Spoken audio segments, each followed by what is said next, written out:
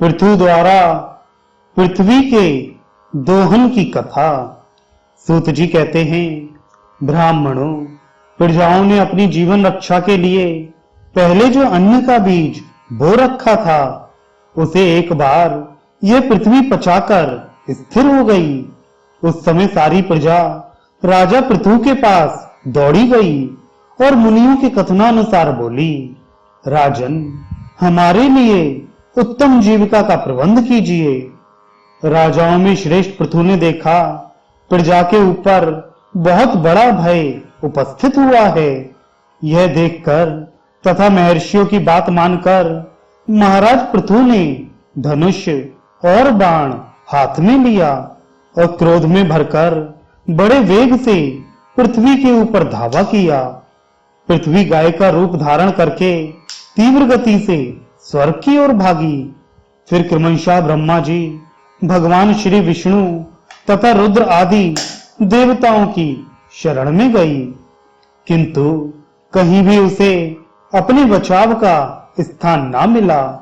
अंत में अपनी रक्षा का कोई उपाय न देखकर वह वेन कुमार पृथु की ही शरण में आई और बाणों के आघात से व्याकुल हो उन्हीं के पास खड़ी हो गई।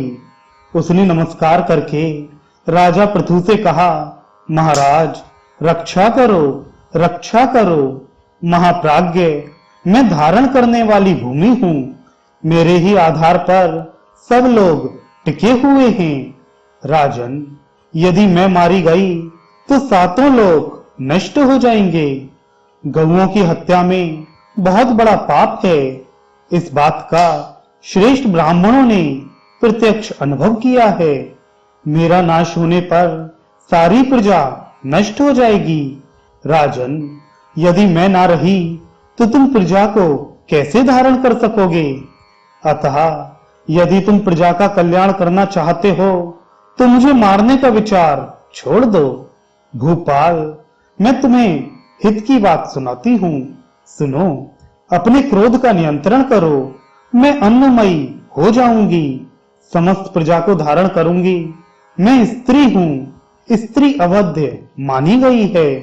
मुझे मारकर तुम्हें प्रायश्चित का भागी होना पड़ेगा। राजा पृथु बोले, यदि किसी एक महापापी एवं दुराचारी का वध कर डालने पर सब लोग सुख से जी सकें तथा पुण्यदर्शी साधु पुरुषों को सुख मिलता हो, तो एक पापिष्ट पुरुष का विनाश करना कर्तव्य माना गया है। वसुदेव, तुमने भी प्रजा के संपूर्ण स्वार्थों का विनाश किया है। इस समय जितने भी बीज थे उन सबको तुम पचा गई। बीजों को हड़प कर स्वयं तो स्थिर हो गई और प्रजा को मार रही हो।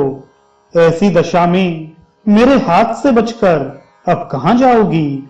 वसुंधरे, संसार के हित के लिए मेरा यह कार्य उत्तम ही माना जाएगा। तुमने मेरी आज्ञा का उल्लंघन किया है, इसलिए इन तीखे बाणों से मारकर मैं तुम्हें मौत के घाट उतार दूंगा। तुम्हारे ना रहने पर मैं त्रिलोकी में रहने वाली पावन प्रजा को अपने ही तेज और धर्म के बल से धारण करूंगा। इसमें तनिक भी संदेह नहीं है। वसुंधरे, मेरा शासन धर्म के अनुकूल है, अतः इसे मानकर मेरी आज्ञा से तुम प्रजा के जीवन की सदा ही रक्षा करो। भद्रे, यदि इस प्रकार आज ही मेरी आज्ञा मान लोगी तो मैं प्रसन्न होकर सदा तुम्हारी रखवाली करूंगा। पृथ्वी देवी गौ के रूप में खड़ी रहीं। उनका शरीर बाणों से आच्छादित हो रहा था। उन्होंने धर्मात्मा और परम बुद्धिमान राजा पृथु से कहा, महाराज, तुम्हारी आज्ञा सत्य और पुण्य से युक्त है, अतः प्रजा के लिए मैं उसका विशेष रूप से पालन करूंगी। राजेंद्र, तुम स्वयं ही कोई उपाय सोचो जिससे तुम्हारे सत्य का पालन हो सके और तुम इन प्रजाओं को भी धारण कर सको। मैं भी जिस प्रकार समूची प्रजा की वृद्धि कर सकूं, ऐसा कोई उपाय बताओ। महाराज, मेरे शरीर में तुम्हारे उत्तम बाण धसे हुए हैं उन्हें निकाल दो और सब ओर से मुझे समतल बना दो, जिससे मेरे भीतर दुग्ध स्थिर रह सके। सूत जी कहते हैं, ब्राह्मणों, पृथ्वी की बात सुनकर राजा पृथु ने अपने धनुष के अग्रभाग से विभिन्न रूप वाले भारी भारी पर्वतों को उखाड़ डाला और भूमि को समतल बना दिया। राजकुमार पृथु ने पृथ्वी के शरीर से अपने बाणों को स्वयं ही निकाल लिया। उनके आविर्भाव से पहले केवल प्रजाओं की ही उत्पत्ति हुई थी, कोई सच्चा राजा नहीं हुआ था। उन दिनों ये सारी प्रजा कहीं भूमि में गुफा बनाकर, कहीं पर्वत पर, कहीं नदी के किनारे, जंगली झाड़ियों में, संपूर्ण तीर्थों में तथा समुद्र के किनारों पर निवास करती थी। सब लोग पुण्य कर्मों में लगे रहते थे। फल फूल और मधु यही उनका आहार था। वेन कुमार पृथु ने प्रजा के इस कष्ट को देखा और उसे दूर करने के लिए स्वयंभू मनु को बछड़ा तथा अपने हाथ को ही दुग्ध पात्र बनाकर पृथ्वी से सब प्रकार के धान्य और गुणकारी अन्नमय दूध का दोहन किया। सुधा के समान लाभ पहुंचाने वाले उस पवित्र अन्न से प्रजा पितरों तथा ब्रह्मा आदि देवताओं का यजन पूजन करने लगी। द्विजवरों, उस समय की सारी प्रजा पुण्य कर्म में संलग्न रहती थी, अतः देवताओं, पितरों, विशेषतः ब्राह्मणों और अतिथियों को अन्न देकर पश्चात स्वयं भोजन करती थी। उसी अन्न से अन्यान्य यज्ञों का अनुष्ठान करके वह देवेश्वर भगवान श्री विष्णु का यजन और तर्पण करती तथा उसी अन्न के द्वारा संपूर्ण देवता तृप्त होते थे। फिर श्री भगवान की प्रेरणा से मेघ पानी बरसाता और उससे पवित्र अन्न आदि उत्पन्न होता था। तदनंतर समस्त ऋषियों, महामना ब्राह्मणों तथा सत्यवादी देवताओं ने भी इस पृथ्वी का दोहन किया। अब मैं यह बताता हूं कि पितर आदि ने किस प्रकार बछड़ों की कल्पना करके पूर्व काल में वसुधा को दुहा था। द्विजोत्तमों, पितरों ने चांदी का दोहन पात्र बनाकर यम को बछड़ा बनाया। अंतक ने दुहने वाले ग्वाले का काम किया और स्वधा रूपी दुग्ध को दुहा। इसके बाद सर्पों और नागों ने तक्षक को बछड़ा बनाकर तुम्बी का पात्र हाथ में ले विष रूपी दूध दुहा। वे महाबली और महाकाय भयानक सर्प उस विष से ही जीवन धारण करते हैं। विष ही उनका आधार, विष ही आचार, विष ही बल और विष ही पराक्रम है। इसी प्रकार समस्त असुरों और दानवों ने भी अन्न के अनुरूप लोहे का पात्र बनाकर संपूर्ण कामनाओं के साधनभूत मायामय दूध का दोहन किया, जो उनके समस्त शत्रुओं का विनाश करने वाला है। वही उनका बल और पुरुषार्थ है। उसी से दानव जीवन धारण करते हैं। उसी को पाकर आज भी समस्त दानव माया में प्रवीण देखे जाते हैं। इसके बाद गंधर्वों और अप्सराओं ने पृथ्वी का दोहन किया। नृत्य और संगीत की विद्या ही उनका दूध थी। उसी से गंधर्व, यक्ष और अप्सराओं की जीविका चलती है। परम पुण्यमय पर्वतों ने भी इस पृथ्वी से नाना प्रकार के रत्न और अमृत के समान औषधियों का दोहन किया। वृक्षों ने पत्तों के पात्र में पृथ्वी का दूध दुहा।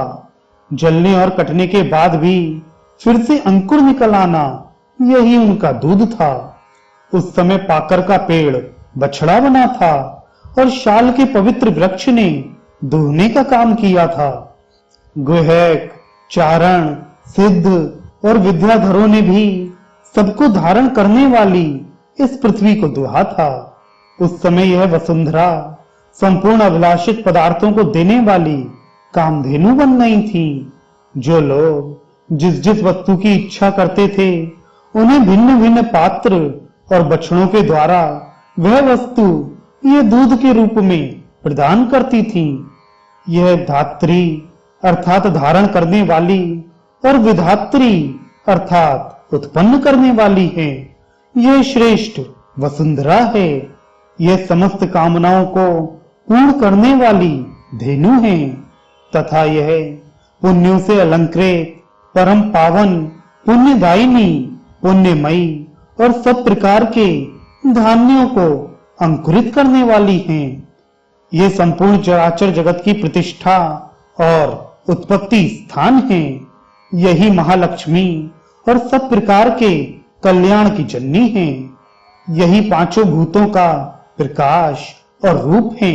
ये समुद्र पर्यंत पृथ्वी पहले मेदिनी के नाम से प्रसिद्ध थी, फिर अपने को वेन कुमार राजा पृथु की पुत्री स्वीकार करने के कारण यह पृथ्वी कहलाने लगी। ब्राह्मणों, पृथु के प्रयत्न से इस पृथ्वी पर घर और गांवों की नींव पड़ी। फिर बड़े बड़े कस्बे और शहर इसकी शोभा बढ़ाने लगे। यह धन्य धान्य से संपन्न हुई और सब प्रकार के तीर्थ इसके ऊपर प्रकट हुए। इस वसुमती देवी को ऐसी ही महिमा बतलाई गई है। ये सर्वदा सर्वलोकमयी मानी गई हैं। वेन कुमार महाराज पृथु का ऐसा ही प्रभाव पुराणों में वर्णित है। ये महाभाग नरेश संपूर्ण धर्मों के प्रकाशक, वर्णों और आश्रमों के संस्थापक तथा समस्त लोकों के धारण पोषण करने वाले थे। जो सौभाग्यशाली राजा इस लोक में वास्तविक राजपद प्राप्त करना चाहते हों, उन्हें परम प्रतापी राजा वेन कुमार पृथु को नमस्कार करना चाहिए। जो धनुर्वेद का ज्ञान और युद्ध में सदा ही विजय प्राप्त करना चाहते हों, उन्हें भी महाराज पृथु को प्रणाम करना चाहिए। सम्राट प्रभु राज महाराज को भी जीविका प्रदान करने वाले थे। द्विजवरों, यह प्रसंग धन, यश, आरोग्य और पुण्य प्रदान करने वाला है। जो मनुष्य महाराज पृथु के चरित्र का श्रवण करता है, उसे प्रतिदिन गंगा स्नान का फल मिलता है तथा वह सब पापों से शुद्ध होकर भगवान श्री विष्णु के परम धाम को जाता है।